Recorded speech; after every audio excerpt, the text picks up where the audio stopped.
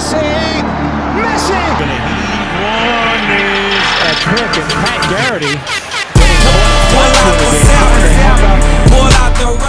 Hi ladies and gentlemen, welcome back to dTSPN. It has been quite some time since we've made an episode, but we are very excited to continue to do that now. I'm Jacob Rudner here alongside Noah Cameras and Ariel Putterman, and again, welcome back. The NFL season, the regular season, has come to a close this week, and so now the playoffs are starting to pick up with Wild Card Weekend this weekend, starting with 2 games on Saturday and then 2 games on Sunday. Speaking of those games, we're going to go through them right now in the order that they're going to be played, give you guys the facts, and then who we think is going to win the game with some predictions right after that. Kicking off, Raiders-Texans Saturday morning. What can you tell us? So on the Raiders side of the ball, they have Connor Cook having his first ever career start. He's the first quarterback to ever have his first start be in a playoff game. So that should be interesting. He showed some signs of being able to play last week. We'll see if he can do it in this big game. And on the other end, the Texans are starting quarterback Brock Osweiler. Tom Savage replaced him a few weeks ago when Brock was struggling, and then Tom Savage came down with a concussion. So this will be Brock's game. This is probably his last chance to prove that he's worth the 4-year, $72 million contract he got. So let's see what he can do. With all that information, who do you have winning the game? I think the Raiders are going to win this game in a low-scoring game. I agree. I have the Raiders low-scoring game with the 2 quarterbacks a little sloppy. And then I'm going to be the third to confirm that the Raiders are probably going to win this game. Defensive battle, no real offense in this game due to the lack of quarterbacks. Moving on to Saturday afternoon, we have the Lions taking on the Seahawks in Seattle. What can you tell us about that game? Well, the Lions have been cold lately. They've lost their last 3 games, but they have never won a Super Bowl, and this is going to be a good chance for them, and they're going to come out with that intensity of getting that chance to win. Then the Seahawks, they've got that insane defense, but a struggling offense, so it'll be interesting to see if that offense can lead to a win. Who do you think's going to win the game? I have the Seahawks winning. Just when the Seahawks are at home, they're almost unbeatable, and they're at home here. I have to agree with you on this one. And then I'm also going to go with the Seahawks only because I don't think the Lions are hot enough coming into the playoffs, so I'm going to say the Seahawks are going to take this one. Moving over to the Sunday morning game, we have the Dolphins at the Steelers. What can you tell us about the matchup? So the Steelers have been hot of late. They've won 7 in a row, and their offense is just clicking on all cylinders with Big Ben, Le'Veon Bell, and Antonio Brown. And on the other end, the Dolphins now they've been good, and then last week they got demolished by the Patriots. So let's see if Matt Moore can come out and lead this offense. Ryan Tannehill most likely not playing on Wednesday. Coach Adam Gase said it'd be barring a miracle if Ryan Tannehill plays. So if Matt Moore is in this game, I don't expect the Dolphins to be able to push that offense as much as they will with Tannehill. Who do you think's going to win? I think even if Tannehill does play, it's going to be a big Steelers win. What do you think? I also have the Steelers. I think they're going to score a lot of points. The Dolphins won't be able to match them. And then I'm also going to take the Steelers. I think it's going to be an absolute blowout regardless who starts at quarterback for the Dolphins. Steelers in a big win. Moving on to the last game of the Wild Card Weekend, we have arguably the most exciting of all 4 of them, Giants at the Packers. What can you tell us about the game? These are actually 2 of the hottest teams right now. The Giants have been really good. Their defense has really clicked this year, and they've turned it into a top in the league.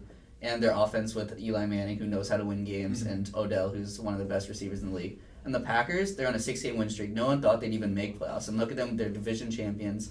Aaron Rodgers putting up MVP-type numbers. And their defense, they are struggling in the secondary, but their front line has been very good.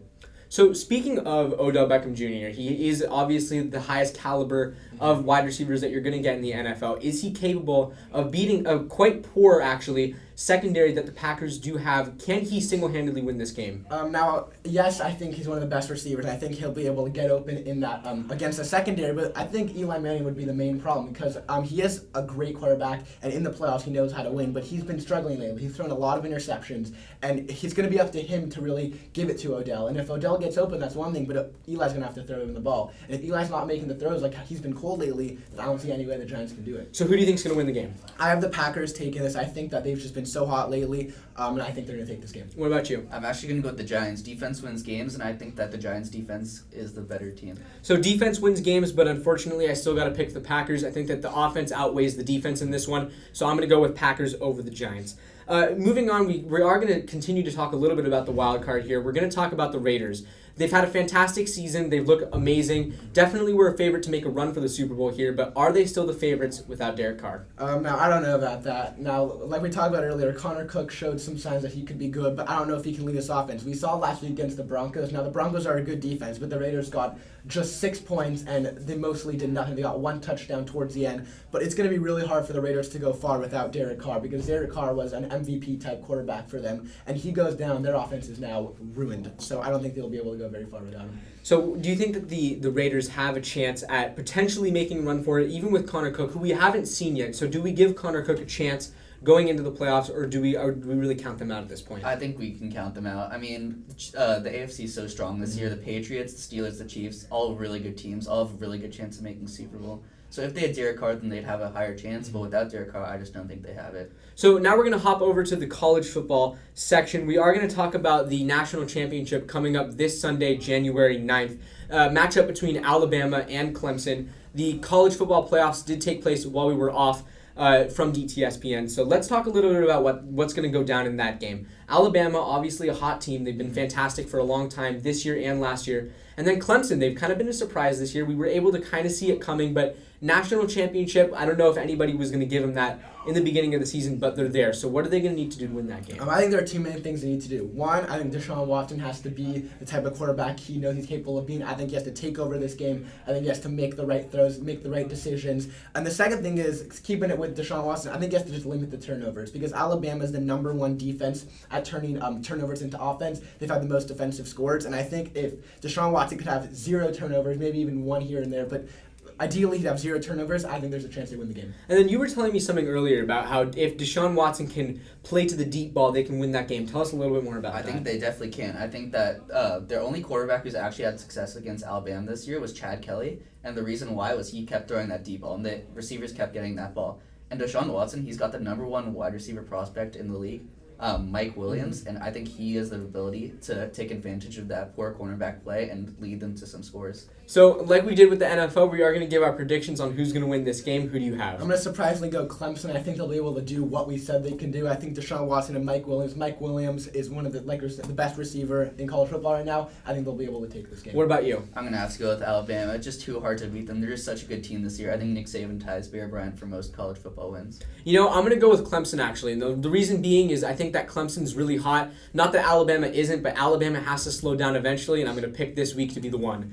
Ladies and gentlemen, thank you so much for watching this week's episode of dTSPN. But before we let you go, we have some exciting things to tell you about.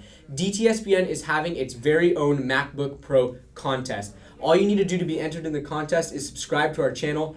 First 500 subscribers will be entered in a contest to win the MacBook Pro.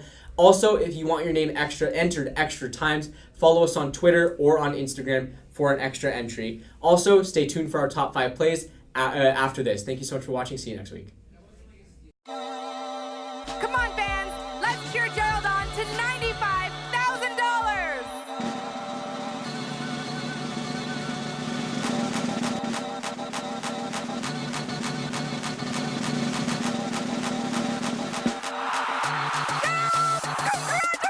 Congratulations! He's early on. And it gets free again. Look at Bo go. Scarborough inside the 10. The tide is rolling late. Here's Brogdon, the inbounder. Lobs it onto the Kumbo, 8 seconds. Backs his way up, 5 seconds. Onto the Kumbo's got to take a shot. 2 seconds, step back jumper. Got it! Giannis onto the Kumbo. At the buzzer. Bam!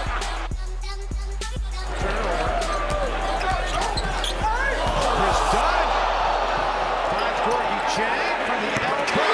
The Timberwolves are back with it.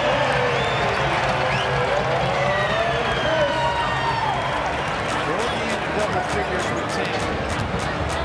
Chris Dunn is still assisting the game.